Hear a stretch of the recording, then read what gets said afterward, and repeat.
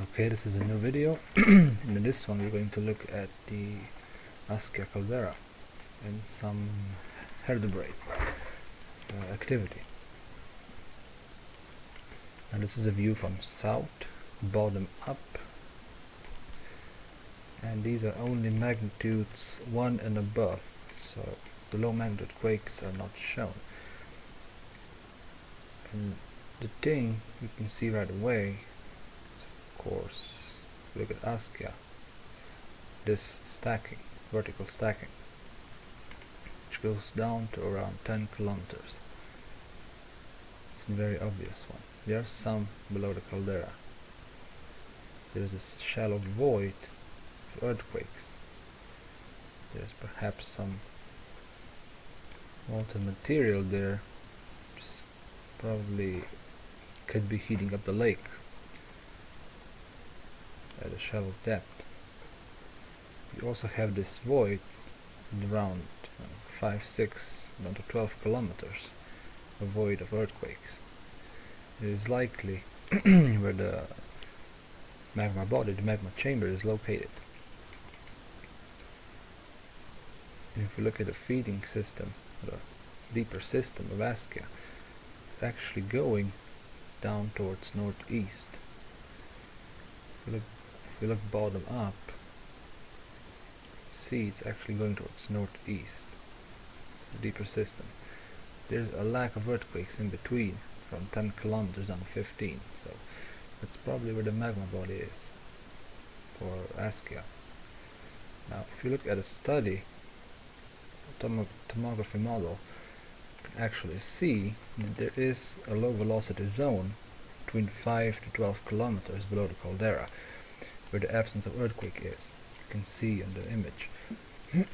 So that's why there are no earthquakes in that zone, because there's probably molten material in that area. You can also see that southwest of this body, from 10 kilometers down, there's also a small low velocity zone,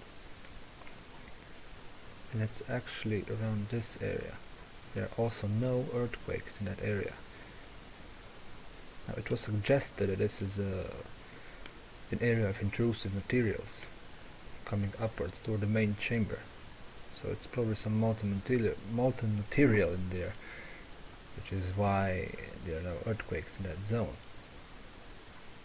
But we can also see a deeper system going northeast, which is where magma is actually coming.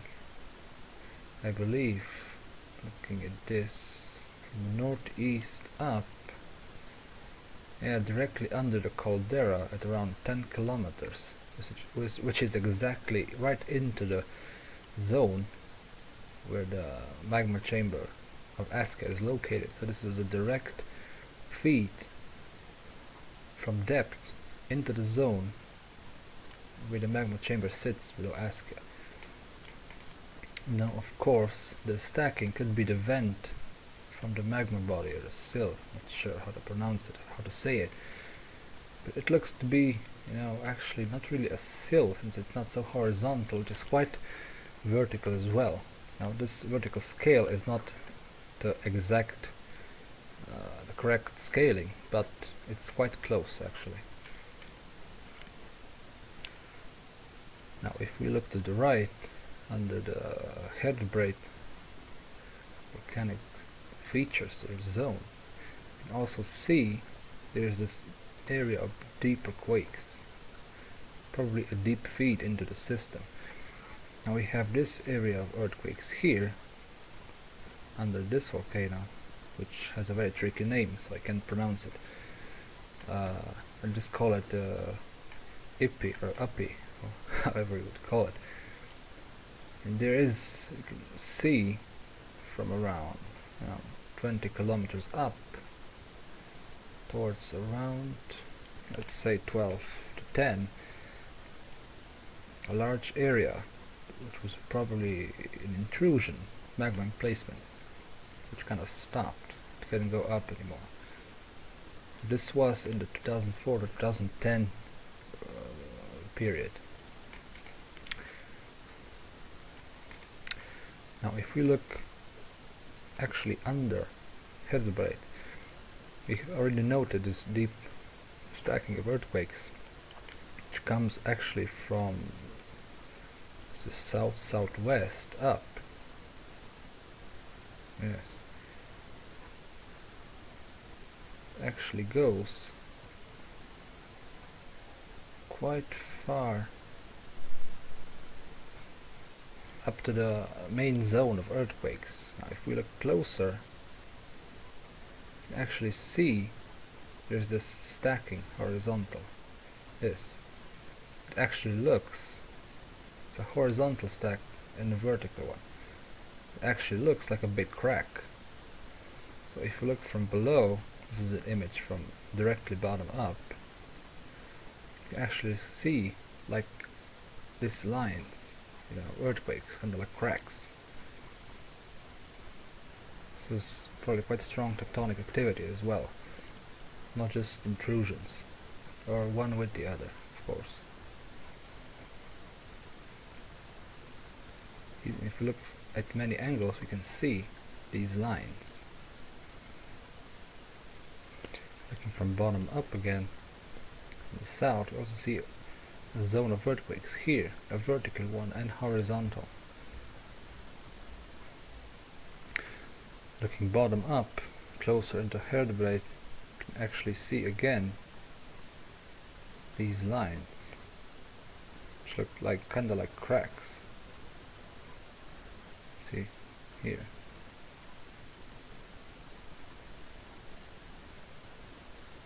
So the area underneath Hedubreid is actually very fractured, considering the amount of earthquakes. And actually nicely visible lines, like fissure lines, cracks. And it's interesting to note, if you look, this is a bottom up view, we have this line of earthquakes extending towards Askja. If we look from the side, here it is. Actually looks like a wall of earthquakes.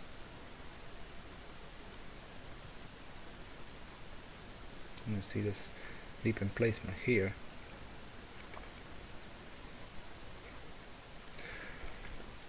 Okay, so this is a view from the south.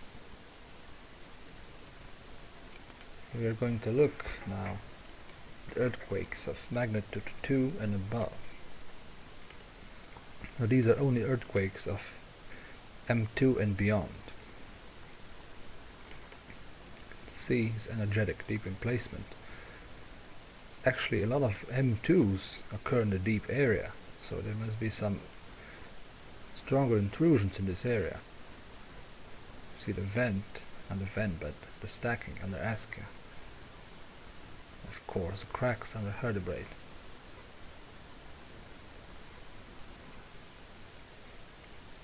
Now here we have M3 plus quakes, basically stars, as we usually see them, the IMO plots.